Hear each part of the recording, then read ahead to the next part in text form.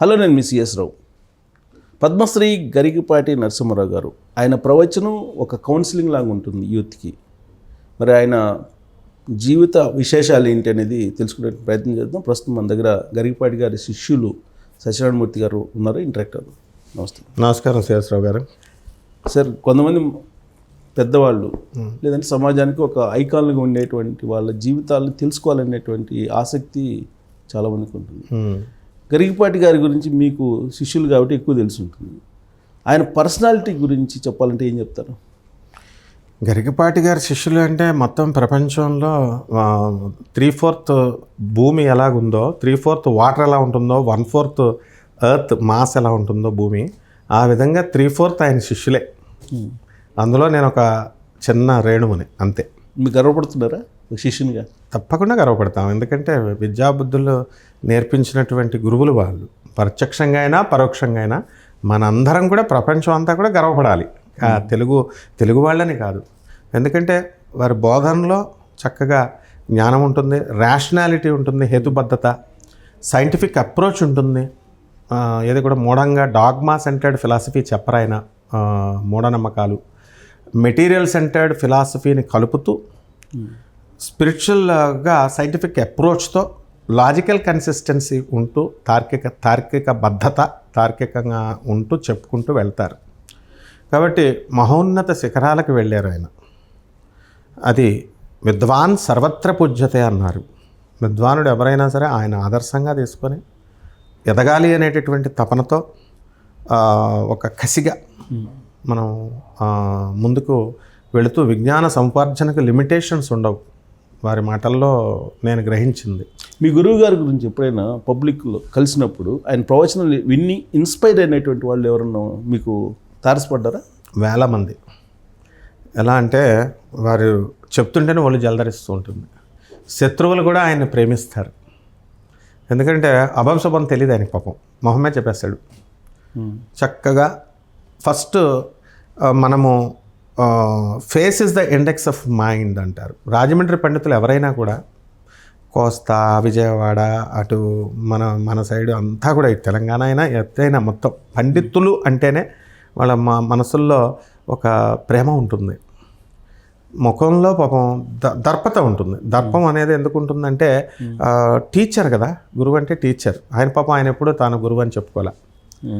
నేను ప్రవచనకర్తని అని చెప్పుకుంటారు. ఆయన ప్రవచనాలు చెప్తున్నానంటారు.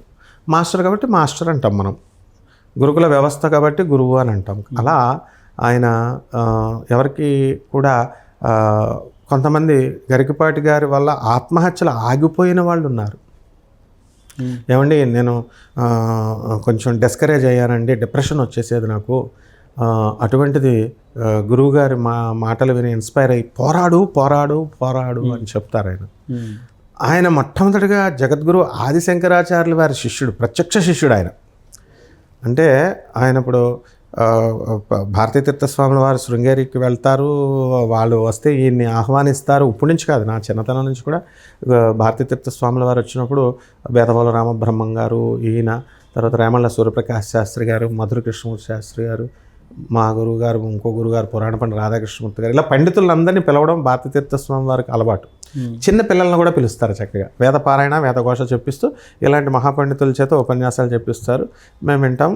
నాకు అత్యంత బాధాకరమైనటువంటి విషయం ఏమనిపించిందంటే, ఒక వీడియోలో ఉద్యోగం లేక ఈయన సూసైడ్ చేసుకోవాలనుకున్నారు అనేది. అవును, ఆయన 100 మందిని ఆయన ఉద్యోగాలకు చేసుకోండిరా, పోరాడండి, కష్టపడండి, వస్తుంది అని ఎంకరేజ్ చేసేటటువంటి ఆయన అంత ఆత్మహత్య చేసుకోవడం అనేది అబద్ధం న్యూస్. అది కాదు. ఒక వీడియోలో నేను కూడా చూశాను. దాంట్లో నేను నైరాశ్యం చెందాను, లైఫ్ ఏముంది అనే స్టేజ్కి వెళ్ళిపోయానని కూడా చెప్పారు ఆయన. అంటే ఈ బిజినెస్లు ఉంటాయి కదండి, బిజినెస్ల్లో గరికపాటి కాలేజెస్ అని ఇలాగ పెట్టారని ఇంకా మిగతా స్టూడెంట్స్ చెప్తారు. నాకైతే ఆయన కాలేజెస్ కాలేజ్ పెట్టారని తెలుసు, కానీ ఏ కాలేజ్ ఏంటన్నది నాకు తెలియదు. ఎందుకంటే తర్వాత కాకినాడలో పెట్టుకున్నారు ఆయన. మేమంతా రాజమండ్రి వాళ్ళం కాబట్టి బ్యాచ్. సో అప్పుడు ఆటోమేటిక్గా సక్సెస్ అనేటటువంటిదే ప్రతి వ్యక్తి చూడాలనుకుంటారు, ఫెయిల్యూర్ని యాక్సెప్ట్ చేయరు. ఆయన మెంటాలిటీ ఏంటంటే ఎంతసేపు సక్సెస్, ప్రోగ్రెసివ్గా వెళ్ళాలి, ముందుకెళ్ళాలి, సక్సెస్ని నేను సాధించాలి అనేటటువంటి తపనే ఆయన్ని ఒక మామూలు సాధారణ మనిషిని, ఒక సాధారణ టీచర్ గారిని ఆయన అత్యున్నత శిఖరాలైనటువంటి పద్మశ్రీ అవార్డుని వచ్చేలా చేసింది. ఇది కేవలం వీడియోలు చెప్పడం వల్ల కాదు. ఆయన టీచర్గా ఆయన ఇచ్చినటువంటి గురుతర బాధ్యతల్ని పిల్లలకి తీర్చిదిద్దారనే దాంతో వస్తాయి ఇలాంటి అవార్డ్స్.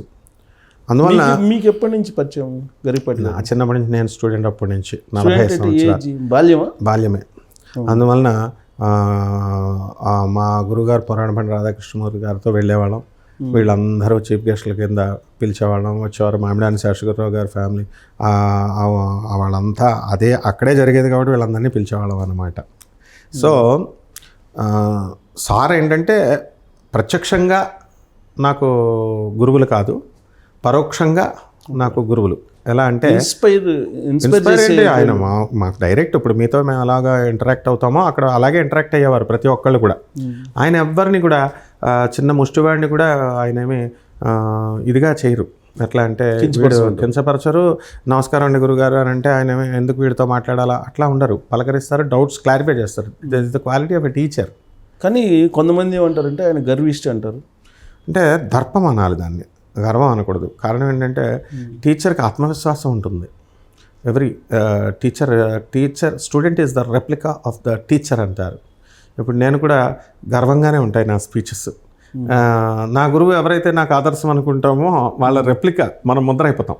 సో మా టీచర్స్ అంతా కూడా రైల్వే మిక్స్డ్ హై స్కూల్ రాజమండ్రిలో టీచర్స్ అంతా కూడా తెలుగులో సుబ్రహ్మణ్య శర్మ గారిని ఉండేవారు. సుబ్రహ్మణ్య శాస్త్రి అని తెలుగు పండితులు అంతా ఇలాగే ఉంటారు. మా కొట్టేవారు, తిట్టేవారు. కాబట్టి మేము మాట్లాడగలుగుతున్నాం. కాబట్టి వీళ్ళల్లో ప్రేమను చూడాలి, వీళ్ళల్లో ఆర్ద్రతని, శిష్యుడిని డెవలప్ చేయాలని. ఇప్పుడు ఆయన ఎందుకండి కాంట్రవర్సీలు ఎందుకు అవ్వాలి? ఆయన ఇప్పుడు ఆడవాళ్ళ గురించి చెప్తూ, డ్రెస్సింగ్ గురించి చెప్తూ ఒకసారి కాంట్రవర్సీ అయ్యారు. ఎందుకు అయ్యారు అంటే వాళ్ళ పిల్లలు అనుకున్నారు ఆయన. ఇప్పుడు మేము మోడర్న్గా, నేను ఇంగ్లీష్ మీడియం స్కూల్స్లో చదువుకున్నాను. నేను ఈవెన్ గవర్నమెంట్ జూనియర్ కాలేజ్ రాజమండ్రిలో చదివాను నేను. And after that I'm professor in physics అనమాట నేను. మీరు సో ఐఐటి మద్రాస్లో ప్రవచనాలు అనేది చెప్తాం, అది ప్యాషన్ అది. సో సమాజ సంస్కరణ చేయాలి. ఎందుకు చేయాలి? మేము ఎన్నో ఇన్స్టిట్యూట్స్ స్టార్ట్ చేసాం. సో ఎడ్యుకేషన్ వింగ్లో ఉన్న వాళ్ళకి ఎలా ఉంటుంది అంటే వైడ్గా ఉంటాయి ఆలోచనలు, అందరూ డెవలప్ అవ్వాలి. ఇప్పుడు మూఢనమ్మకాల ప్రక్షాళన, జగద్గురు ఆదిశంకరాచార్యులు వారు జగత్ మిథ్య, బ్రహ్మ సత్యం అని చెప్పారు. కార్ల్ మార్క్స్ ఏం చెప్తాడంటే బ్రహ్మ మిథ్య, జగత్ సత్యం అంటాడు. అంటే ప్రపంచం ఉంటుంది, బ్రహ్మ కనిపించని బ్రహ్మ వేస్ట్ అంటాడు. సో ఈ రెండింటిని చెప్పినటువంటి విధానంతో వెళ్ళినటువంటి వాడు ఒక గరికపాటి. బ్రహ్మ సత్యం, జగదభి సత్యం.